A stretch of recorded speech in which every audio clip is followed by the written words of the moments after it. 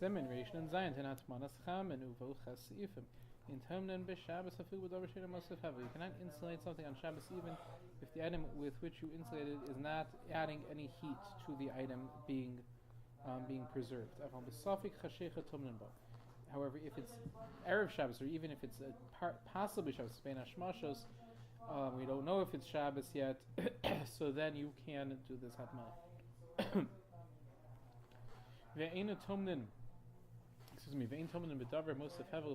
You cannot do hatmana with something that would increase the heat of the pot, even if you did that during the day. If he did this with something that increases the heat, hatav shel aser fil b'diavad, and everything in the pot is aser, even b'diavad. V'davka b'tzonish neschamemish nestamik v'yafag. It should only be true if the thing that he insulated was cold but became hot, or if it was something that was hot but it was mitztamik v'yafag. If it was hot and just remained in the same level of heat that it was before, that would be mutter b'diavad. But obviously, the Chatchig is not allowed to insulate it like this. Some say, though, and if he did this by mistake, even though it was Mosef Hevel, he would be allowed to eat it.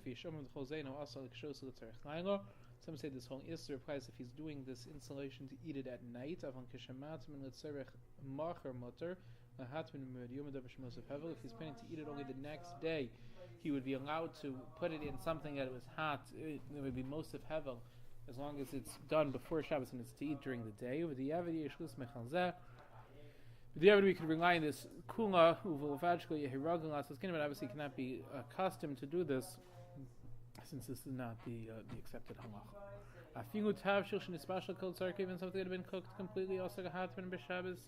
You cannot do hatmana with that on Shabbos, even though the thing you're putting it into is not going to increase its heat. Nevertheless, if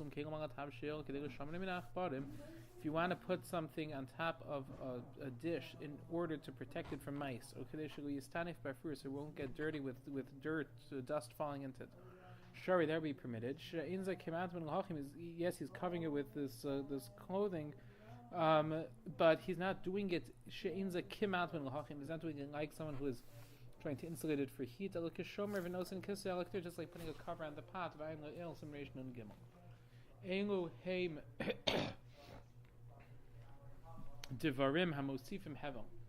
These are the things that would be adding heat.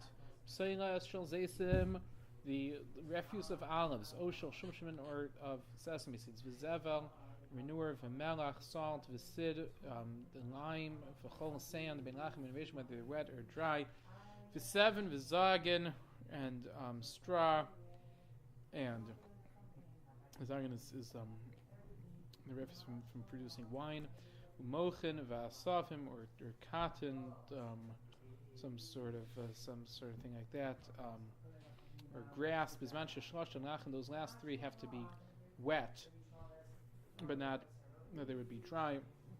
These things are not most of hevel. Ksus, just regular clothing, uferis for fruit, v'chan fiyona, the wings of a dove, usharnuts, so other feathers, and earth shal pishtan, and a bundle of flax, uneseris shal karoshim. This is perish shachroshin, perish hakash hadak, nofameiz kishmagar most of them sawdust. Hagayish omer and the mother hatman b'slaim. Some say you can make the hatmana with slime, which are they're flintstones. Afal pisha masivim evel. They would add heat to milsat l'shchicha goes everyone, and it's a milsat l'shchicha. It's an uncommon thing. People would do this, and therefore it should be mutter. And there is a discussion, meaning it's the Gemara explains that it's unusual that people would do this because it would damage the pot. The Mishnah talks about other types of things, what would be considered mutter or aser in these cases. You cannot do hatman on Shabbos, even something that does not increase the heat. If you had already done the hatman during the day, when it got uncovered after dark, so you can put the cover back on because it's something that's ein mosef hevel. But also the hoseful of Shabbos. Most if you want to add something onto this on Shabbos, you can add onto it because it's already been having hatmana from before Shabbos. V'chein, in similar way, Meritzo Kulo. He wants to take this whole piece of insulation, Velocis Achim come and put something else here instead of it. Ben Shirishon Cham Yoser Me'ashenim Ben Shishini Cham Yoser Me'rishon, whether the first one, the second one is hotter. Afilu Lo Haya Mechusa was suddenly just covered with a sheet. Let's go and he can cover it with a glufker, which is a heavier type of garment. V'hushin is bashla k'ter konsarka. It's only true though if the pot has been completely cooked. If it's not completely cooked, also even to add something extra on top of the lid is also because this addition will cause it to be cooked faster. If you move the dish that you cooked from one pot to another, we could put the new pot in something that is not going to be mosif hevel. You are allowed to do hadmana on Shabbos if something is cold. And you put that cold thing in something that does not increase its heat. The reason for that is you don't want it to get too cold. That it would be a little bit not so to minimize the coldness so much. But if it's something that does increase the heat, I feel even if the thing that you put inside it is completely cold. Even if you did it during the day, nami also is all still be also. Whenever we say that hatmana is also even though the pot has been completely cooked, we still say it's aser. Even though it's going to be worse from having that mana, and that is the main halacha. Where there are those who are mekel and they say as follows: something that's completely raw. In this bashon concert or completely cooked, mutter behatmana, then it would be permitted to do hadmana just like we can do shirhi that we saw earlier in Siman Reish Nun Gimel. In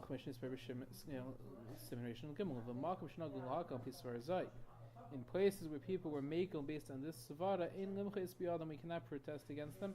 So we should not follow this custom in other places since this is not the main opinion of the poskim.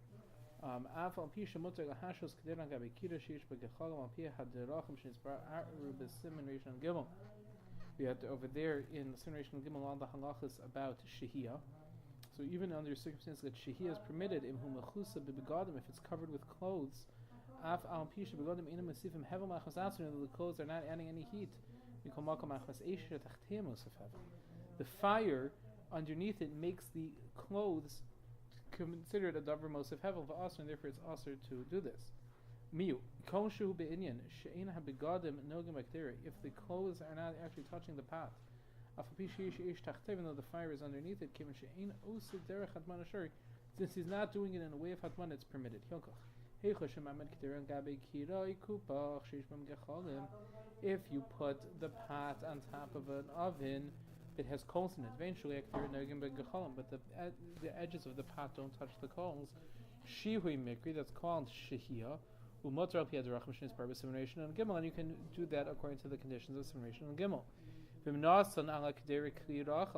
If you would put on top of that pot a wide kli, so that kli does not touch the walls of the pot, with some sort of big pan on top of it. So then what you'll do is if you put clothes on top of that pan, mutter, that would be permitted because the clothes themselves are not touching the size of the pot. In hatmana, that's not considered hatmana. Or you could put the pot into an oven, one of our ovens, by putting a piece of raw meat in it, and the pot will not touch the coals. You're going to cover the top of the oven with clothes. Since the clothes do not touch the pot, that's not considered hatmana v'shari, and therefore it is permitted.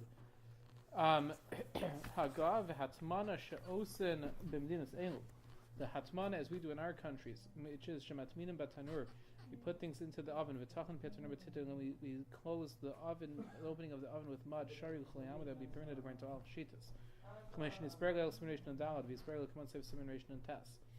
Mitzvah lahatim l'Shabbos, and it's a mitzvah to do atmana, to prepare hot food for Shabbos, because you'll be able to eat hot food on Shabbos.